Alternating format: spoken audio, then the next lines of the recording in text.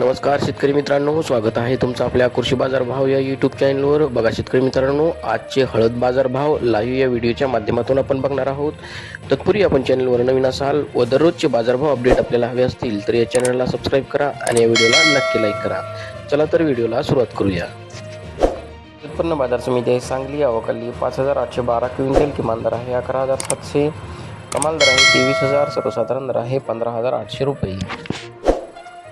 यापुढील कृषी उत्पन्न बाजार समिती आहे नांदेड. आवकाली 354 क्विंटल, किमान दर आहे 10,000, कमाल दर आहे 14,595, सर्वसाधारण दर आहे 13,200 रुपये.